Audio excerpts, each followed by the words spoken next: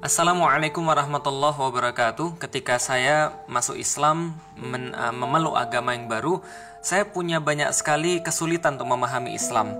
Namun akhirnya ketika saya mempelajari, lalu kemudian melihat referensi demi referensi yang saya dapatkan, Masya Allah, Islam itu sangat sempurna, paripurna, indah, istimewa.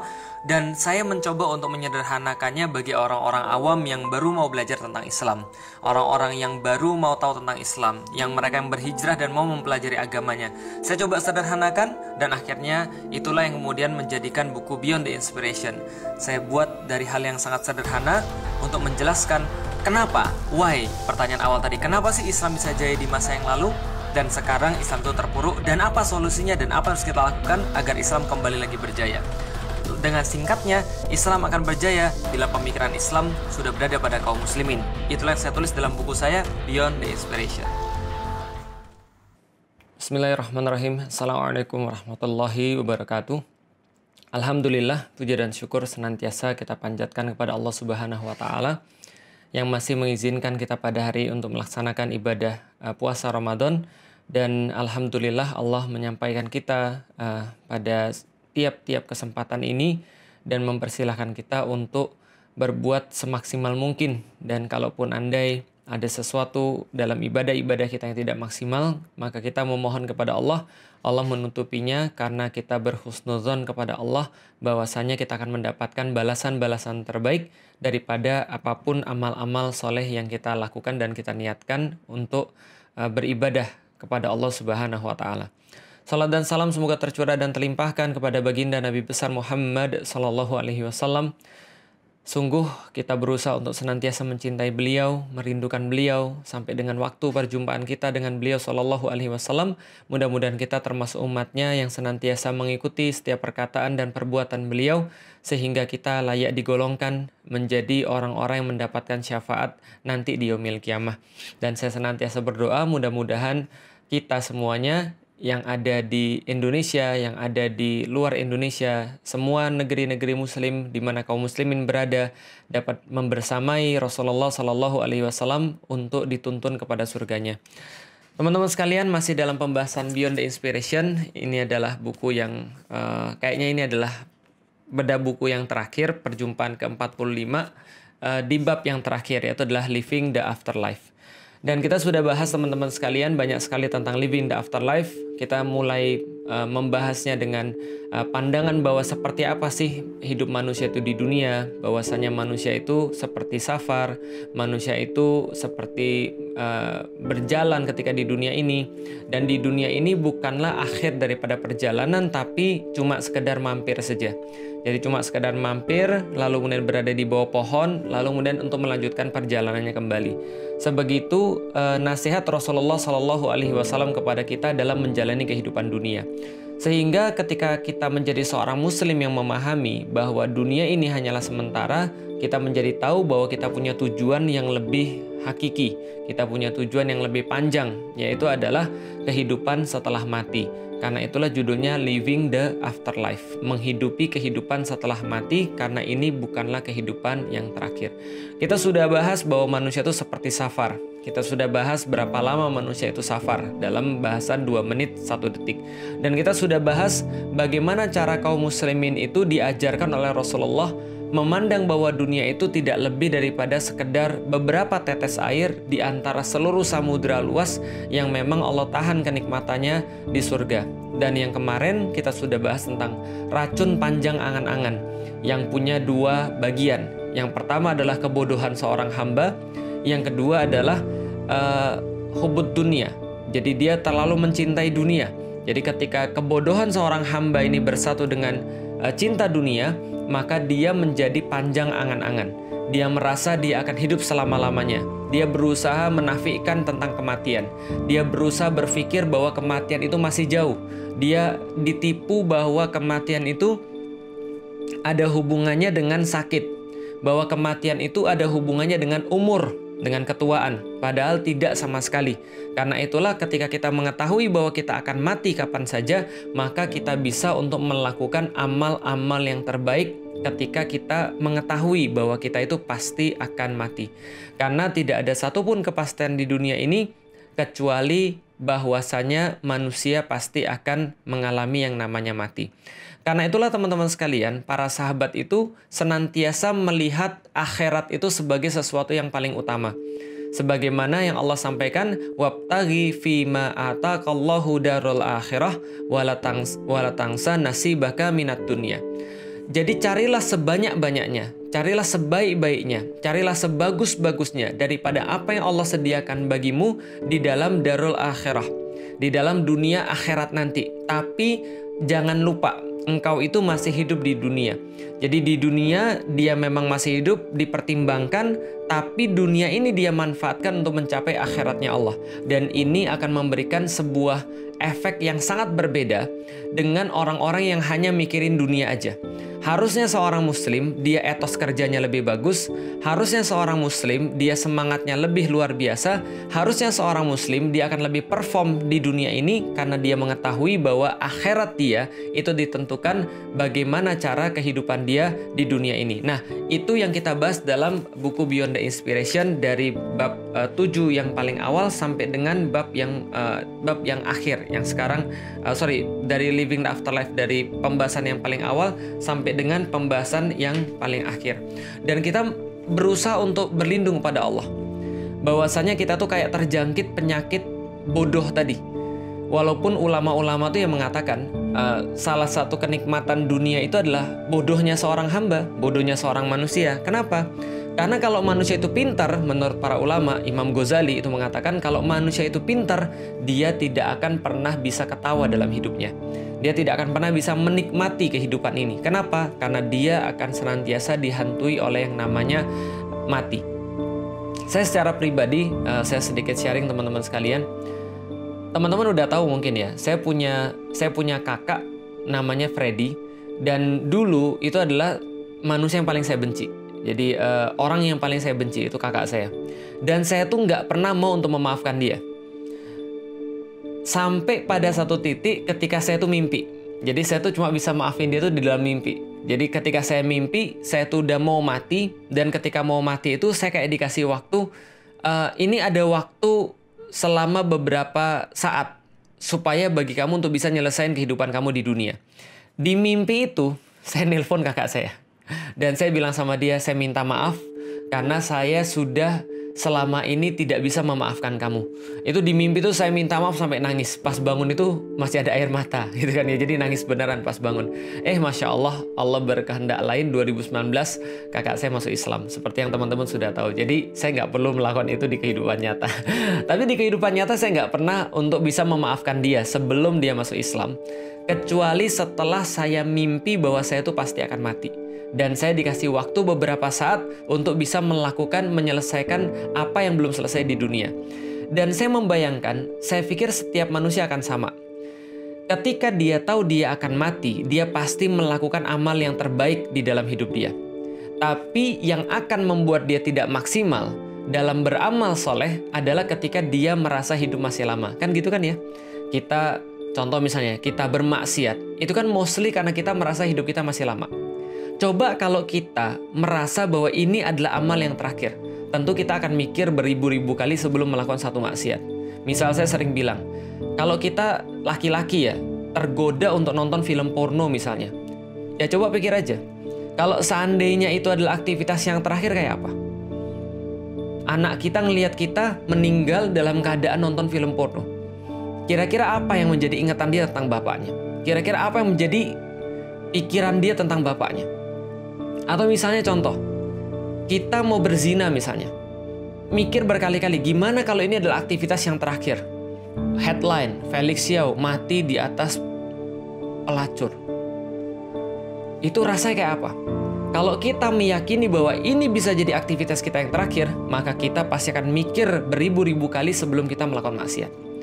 Sebaliknya, kalau kita merasa bahwa ini adalah aktivitas yang terakhir, kalau itu adalah amal ibadah, kita pasti menyegerakannya. Kalau ini adalah sholat kita yang terakhir, kita pasti akan lebih khusyuk. Kalau ini adalah hari kita yang terakhir. Apapun yang kita miliki di kantong kita, pasti kita ambil yang terbaik untuk kita sedekahkan. Untuk kita berikan di jalan Allah Subhanahu wa Ta'ala. Kita pasti akan nyelesain urusan-urusan kita. Utang kita lunasin. Lalu kemudian kalau kita masih ada uang, kita akan ngasih ke anak yatim bisa jadi. Atau kita bisa jadi kasih kepada yang memerlukan. Kalau seandainya kita masih punya tanggungan-tanggungan, kita akan selesaikan semuanya. Kalau kita merasa bahwa ini adalah aktivitas yang terakhir. Jadi powerful sekali. Kalau ini adalah aktivitas yang terakhir, ini powerful sekali karena dia akan menghambat setiap keburukan-keburukan ataupun maksiat yang bisa jadi kita lakukan, dan dia akan ngebus setiap keadaan-keadaan baik atau setiap perbuatan-perbuatan baik yang akan kita lakukan. Ini penting banget. Makanya teman-teman sekalian, saran saya, kalau teman-teman mau cepat sadar atau ngeboost hidup dia ya, coba datang kepada takziah. Pagi-pagi misalnya ada pengumuman innalillahi wa inna ilaihi rojiun, telah meninggal bapak ini di kampung ini, di rumah ini. Coba datang ke rumah dia dan coba perhatikan apa obrolan-obrolan orang di situ. Maka teman-teman akan dapat obrolan-obrolan kayak gini. Biasanya ya obrolan-obrolannya gini. Saya nggak nyangka loh. Kemarin baru sepedaan bareng, kemarin baru ke sawah bareng, kemarin barusan ketemu sama cucunya. Pasti omongan-omongan kayak gini. Kenapa? Karena tidak ada satupun orang yang siap dengan yang namanya kematian. Hatta itu seorang ustadz. Hatta itu siapapun dia tidak akan pernah siap dengan yang namanya kematian. Kematian akan menjemput kita pada saat kita paling tidak siap. Itu formulanya. Tapi Ustadz, kayaknya ada Ustadz orang yang meninggal lalu bisa ngumpulin anaknya 3 di rumah sakit dia, lalu kemudian dia berada di pembaringan, kemudian dia sebelum meninggal dia mengucapkan, anak nomor 1 ini sudah bapak wariskan rumah bernilai 3 miliar dan isi-isinya. Anak yang kedua bapak wariskan perusahaan bapak yang isinya yang kira-kira nilainya 2,5 miliar. Anak yang ketiga bapak wariskan seluruh harta-harta, uang kas dan perhiasan bapak yang harganya 2 miliar. Lalu kemudian dia bilang, kalian yang akur-akur ya, jaga ibu kalian. Lalu kemudian dia narik nafas, la ilaha illallah Muhammadur Rasulullah, kemudian meninggal. Ada nggak yang kayak gitu? Ada. Sinetron doang, paham teman-teman sekalian? Tapi dalam keadaan nyata, orang itu akan meninggal dalam keadaan dia yang paling tidak siap. Ada beberapa kasus di mana kita lihat coba search di internet. Pemain bola meninggal ketika main bola. Jantungan di situ meninggal dalam keadaan main bola. Kita lihat, kalau seandainya kita jadi pemain bola itu dan kita tahu bahwa 40 menit lagi kita akan meninggal di lapangan, kira-kira kita jadi main bola atau tidak? Kira-kira apa yang mau kita lakukan selain daripada main bola? Atau ada juga orang yang meninggal dalam keadaan sholat misalnya. Kalau kita tahu kita nanti inilah sholat, kita meninggal, kira-kira pilihan surat apa yang kita baca? Kira-kira apa yang kita lakukan sebelum kita sholat? Mungkin kita akan mandi dulu, mungkin kita akan memakai wangi-wangian yang terbaik, mungkin kita akan sikat gigi dulu, kita pakai baju yang paling bagus yang kita punya, kita datang ke masjid tepat waktu, lalu kemudian begitu kemudian azan, kita ikutin azannya, kita bacain doanya, kita kemudian doa setelah azan itu sampai dengan iqomah dengan doa-doa yang terbaik, dan ketika imam membacakan suratul Fatihah, pasti kita akan memperhatikan ayat demi ayat itu. Kenapa? Karena kita tahu sebentar lagi kita bakal mati. Sekali lagi, apa yang menyebabkan seorang hamba terbuka pintu maksiat lebar? Karena dia merasa hidup dia masih lama. Tapi begitu dia merasa hidup dia tinggal sebentar, maka dia akan menutup pintu-pintu maksiat itu dan menggantinya dengan amal-amal yang soleh. Ada satu kisah di antara para sahabat yang bisa kita jadikan sebagai booster bagi hidup kita, yaitu adalah ketika Rasulullah Shallallahu Alaihi Wasallam mengutus para sahabat untuk ekspedisi perang Mu'tah. Jadi perang Mu'tah itu teman-teman tahu, itu adalah pertemuan pertama orang-orang Muslim dengan pasukan Romawi. Dan pasukan Romawi pada saat itu membawa 200.000 orang, sementara kaum Muslimin hanya bernilai 3.000 orang. Jadi 3.000 lawan 200.000. Itu kayak misi bunuh diri teman-teman sekalian.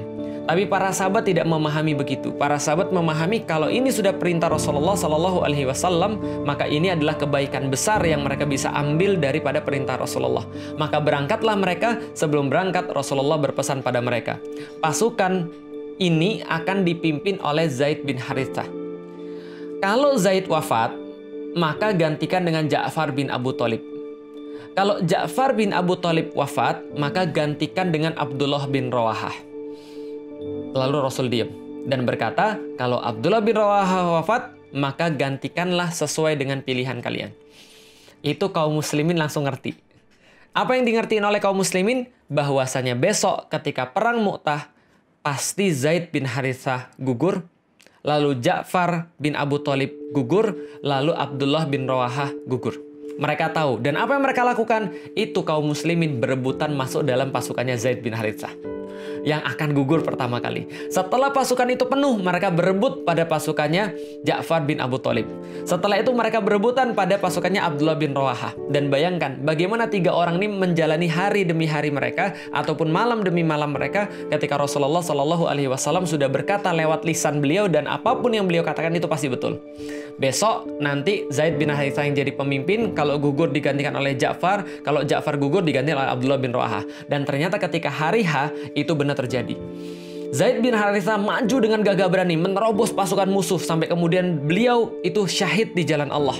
Lalu kemudian berikutnya ketika bendera yang dibawa oleh bendera yang diberikan oleh Rasulullah itu bendera Al-Liwa itu kemudian jatuh, maka kemudian diambil bendera ini oleh Ja'far bin Abu Thalib. Sebagaimana kata Rasulullah Shallallahu Alaihi Wasallam, Ja'far kemudian berperang kemudian dengan bendera yang sama, bendera La ilaha illallah Muhammadur Rasulullah. Lalu kemudian menerobos barisan musuh, maka musuh berhasil untuk memotong tangannya. Setelah memotong tangannya, diambil bendera dengan tangannya yang lain supaya nggak jatuh ke tanah. Kemudian setelah berperang dengan satu tangan, dipotong lagi tangan yang satu, kemudian dikepit dengan ketiak yang tersisa. Bendera La ilaha illallah Muhammad Rasulullah. Kemudian dihajar oleh musuh lagi sampai menurut para sahabat yang menyaksikan itu luka di tubuh Ja'far bin Abu Thalib itu tidak kurang daripada 90 luka yang berisi daripada panah dan juga tebasan pedang. Maka gugurlah Ja'far bin Abu Thalib. Sebelum Ja'far gugur, maka bendera diambil oleh Abdullah bin Rawahah. Dan ketika diambil oleh Abdullah bin Rawahah dredeg dalam sesaat. Jadi ada beberapa detik dia dredeg. Maju nggak nih? Karena kenapa? Dia lihat sahabat-sahabatnya sudah gugur. Kemudian dia tahu dia adalah giliran berikutnya. Ketika dia dredeg, dia adalah seorang. Padahal Abdullah bin Rawahah ini siapa? Abdullah bin Rawahah ini seorang orator ketika jihad fisabilillah. Dia sering berorasi, menyemangati para pasukan dengan orasi-orasinya dan syair-syairnya yang keren itu. Dia penyemangat para pasukan, tapi di hari itu, di detik itu, dia nggak mau maju. Ada keraguan di dalam dirinya. Lalu kemudian dalam waktu yang singkat, dia langsung buat syair. Wahai diriku, kenapa aku melihatmu ini sangat ragu ketika untuk maju dalam medan jihad? Demi Allah, engkau harus maju. Ketika engkau tidak mau maju, aku akan menyeret kakiku untuk membuatmu maju, wahai diriku. Dan engkau sudah melihat teriakan-teriakan mereka yang ada di medan jihad dan gugur di medan jihad. Sementara aku melihat kamu, wahai diriku, sangat benci dengan teriakan-teriakan surga itu. Maka mau maju atau aku seret? Maka dia maju dengan bendera La ilaha illallah, menyelesaikan tugas yang diberikan oleh Rasulullah Shallallahu Alaihi Wasallam. Kemudian dia syahid di jalan Allah. Sementara Rasul di tempat yang lain menceritakan kisah ini sebagai sebuah pengetahuan yang datang daripada Allah. Rasul menceritakan pada para sahabat, sesungguhnya Zaid bin Harithah berperang dengan gagah berani dan dia gugur di jalan Allah, dia syahid di jalan Allah. Para sahabat kemudian merasa senang ketika sahabatnya sudah syahid di jalan Allah, sekaligus sedih di saat yang sama. Kemudian Rasul melanjutkan, dan bendera itu diambil oleh Ja'far bin Abu Thalib. Dan Ja'far bin Abu Thalib pun gugur di jalan Allah. Dan Allah menggantikan 2 tangannya yang hilang, kata Rasulullah, dengan sayap di surganya Allah. Sehingga dia bisa lepas pergi kemana saja yang dia mau karena 2 tangannya yang hilang itu. Lalu kemudian Rasul diam. Ketika Rasul diam, para sahabat ini merasa, ini kayaknya ada yang salah ini. Bagaimana dengan teman kami yang satunya ya Rasulullah, Abdullah bin Rawahah? Lalu kemudian Rasul melanjutkan, Abdullah bin Rawahah, dia pun mengambil bendera dan dia syahid di jalan Allah. Para sahabat tenang, alhamdulillah. Akhirnya Abdullah bin Rawahah juga syahid juga ternyata. Lalu Rasul katakan, dan aku melihat Zaid bin Harithah dan Ja'far bin Abu Thalib berada di surganya Allah dan disediakan singgasana dari emas di hadapan Allah Subhanahu wa taala di surganya Allah. Lalu Rasul melanjutkan, dan ada singgasana yang ketiga untuk Abdullah bin Rawahah, tapi singgasananya miring. Singgasananya Abdullah bin Rawahah miring. Para sahabat kemudian mengatakan, kami menduga singgasananya Abdullah bin Rawahah itu miring karena dia ragu ketika berjihad di jalan Allah Subhanahu wa taala dibandingkan dua sahabatnya yang lain. Maka para sahabat berkata, ragunya Abdullah bin Rawahah itu menyebabkan singgasananya miring. Lalu kemudian saya mikir, itu Abdullah bin Rawahah seorang orator ketika jihad fisabilillah, dia tetap syahid gitu loh maksudnya. Dan dia sama dengan dua sahabatnya yang lain gitu maksudnya. Dia tetap syahid, dia gagah berani di medan perang. Tapi singgasananya miring gara-gara ada keraguan pada diri dia. Maju nggak ya? Maju nggak ya? Ada ragu, singgasananya miring. Padahal dia syahid. Lalu saya mikir, kalau gitu kita singgasananya ada atau nggak ya? Atau jangan-jangan kita ngesot? Ada orang mikir, ngesot nggak apa-apa loh, saat yang penting sudah di surganya Allah. Tapi coba bayangkan teman-teman sekalian, ini adalah visinya para sahabat yang senantiasa menyiapkan dirinya untuk akhiratnya Allah. Senantiasa menyambut akhirat Allah dengan senang hati. Kenapa? Karena mereka memandang mati itu bukan pemisah mereka dengan kenikmatan, melainkan yang menghubungkan mereka dengan kenikmatan, yaitu adalah ridho Allah Subhanahu wa taala. Sedangkan orang-orang yang tidak meyakini tentang perjumpaan pada Allah, mereka meyakini, mereka mengetahui bahwa dunia inilah kenikmatan. Sehingga ketika meninggal, ketika mati, itu adalah mereka terputus dengan kenikmatan dunia yang selama ini mereka cari. Maka orang muslim tidak pernah khawatir tentang mati, yang mereka khawatirkan gimana cara mati. Tapi orang-orang yang tidak beriman selalu khawatir tentang mati, sehingga mereka pengen untuk hidup selama-lamanya. Kalau bisa itu bikin obat anti penuaan, nggak pernah mati selama-lamanya. Lah ini yang kemudian kita lihat, Abdullah bin Rawahah, Zaid bin Haritsah, Ja'far bin Abu Thalib, begitu dikabarkan tentang bahwa mereka akan wafat dan berjumpa dengan Allah, mereka sangat senang. Begitupun dengan kisah Utsman bin Affan. Ketika dikepung oleh pasukan-pasukan yang terkena fitnah, maka Utsman bin Affan bermimpi berjumpa dengan berjumpa dengan Rasulullah Shallallahu Alaihi Wasallam, kemudian bilang pada Utsman bin Affan, wahai Utsman, hari ini kamu puasa? Iya, kata Utsman. Lalu Rasul mengatakan, ya sudah, kalau gitu nanti buka puasa sama kami ya. Buka puasa sama saya dan Abu Bakar. Kemudian Utsman berkata, alhamdulillah saya senang sekali. Kenapa? Karena saya bisa buka puasa dengan orang yang saya cintai, Rasulullah Shallallahu Alaihi Wasallam. Maka dia nggak peduli lagi dengan dunia. Ketika ditanya oleh Ali bin Abu Thalib, mau kita lawan aja nih pasukan-pasukan fitnah ini. Maka Utsman berkata, enggak, aku mau buka puasa dengan Rasulullah Shallallahu Alaihi Wasallam. Aku pengen buka puasa dengan Abu Bakar, orang-orang yang aku cintai. Nah, maka kemudian kita sering bertanya pada diri saya sering bertanya pada diri saya sendiri. Kita ini adalah orang-orang yang sedang berusaha untuk bisa tampil terbaik di hadapan Allah Subhanahu wa taala. Tapi apakah yang kita persembahkan ini kelak nanti Allah akan ridho? Apakah kita tuh benar menyambut ucapan Rasulullah Shallallahu Alaihi Wasallam itu dengan senang hati? Apakah dunia ini yang kita cintai atau akhirat ini yang lebih kita cintai daripada dunia? Kalau akhirat yang lebih kita cintai daripada dunia, harusnya kita senantiasa menjadikan dunia ini kayak pembantu kita, untuk membantu kita mencapai akhiratnya Allah, kan gitu. Kalau seandainya ucapan-ucapan Rasulullah Shallallahu Alaihi Wasallam itu memang benar-benar penting bagi kita, bahwasanya perjumpaan dengan Rasulullah itu benar-benar penting bagi kita, andaikan raut wajah Rasulullah itu benar-benar penting bagi kita, harusnya kita tuh mau untuk melaksanakan apapun yang Rasulullah minta daripada kita. Walaupun itu pedih dan perih dan susah bagi kita, harusnya bagi kita biasa dong. Harusnya bagi kita seneng dong. Kenapa? Karena yang minta itu adalah orang yang kita cintai. Yang kita pengen dia tuh seneng ketika ketemu kita. Yang kita pengen ketika dia manggil kita dengan nama kita nanti di yaumil qiyamah, dia merasa bangga dengan kita. Harusnya kan gitu. Harusnya kita merasa bahwa apapun yang disampaikan oleh Rasulullah itu adalah sesuatu prioritas kita. Kan gitu kan ya? Nah, ini yang kemudian kita bahas pada living the afterlife. Maka saya tuh kadang-kadang merasa malu.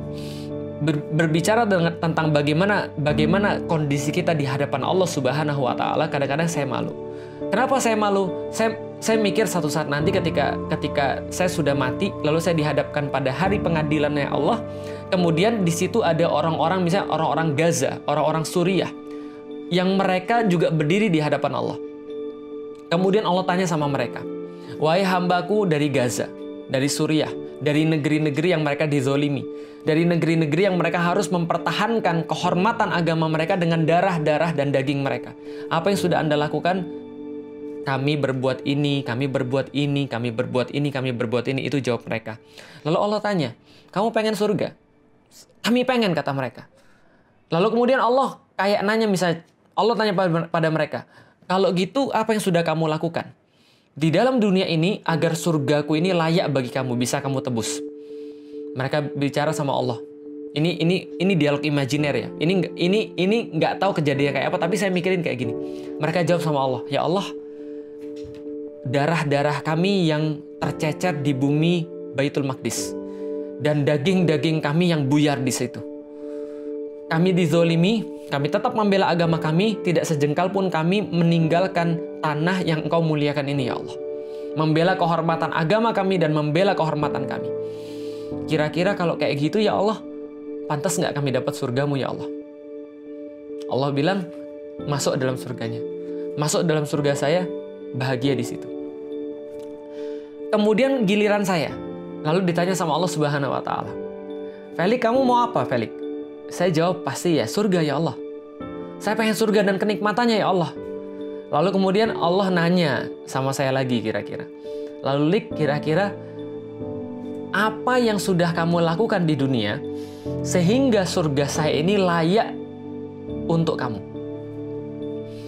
Lalu kemudian saya mikir gini, surga yang saya pengen itu sama kayak surga yang diinginkan oleh orang-orang Palestina, orang-orang di Baitul Maqdis.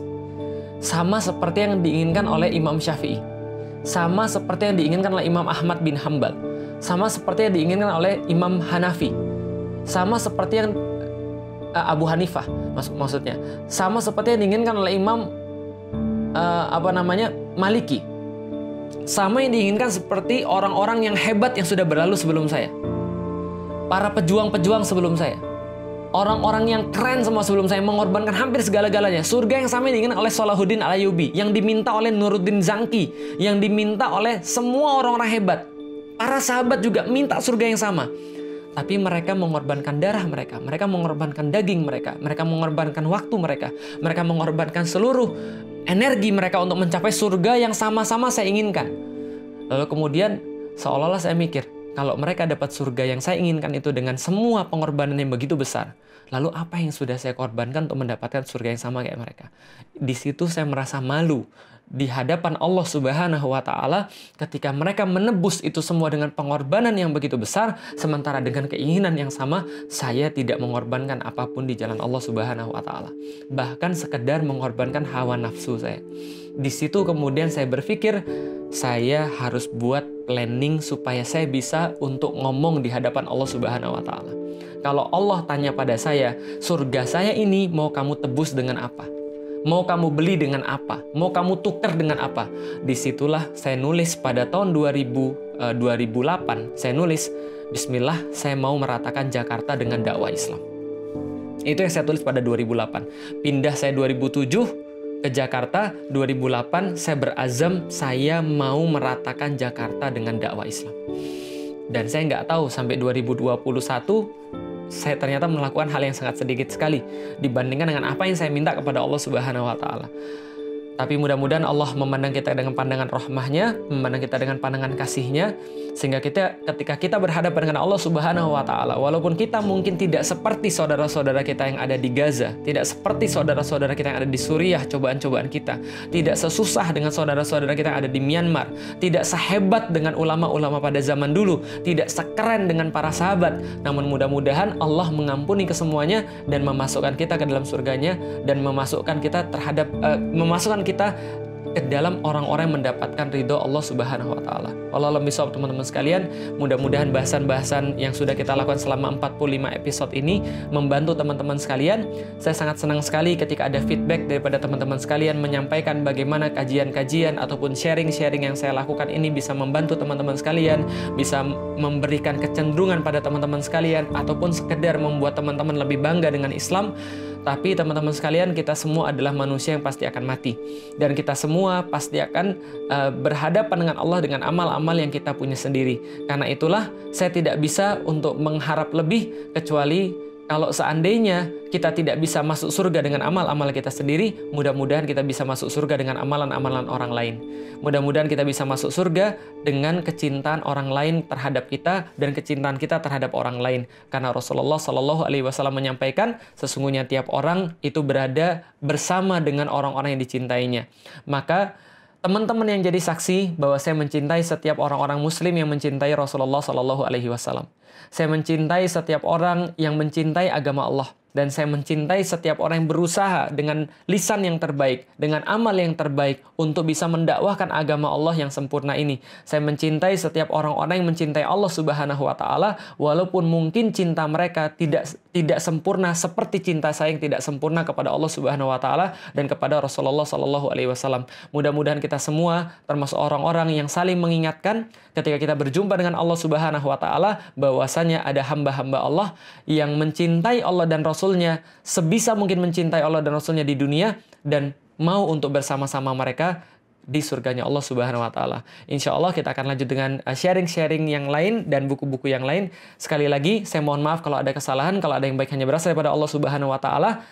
Share sebanyak-banyaknya pada orang-orang kalau ini membantu dan bermanfaat. Assalamualaikum warahmatullahi wabarakatuh.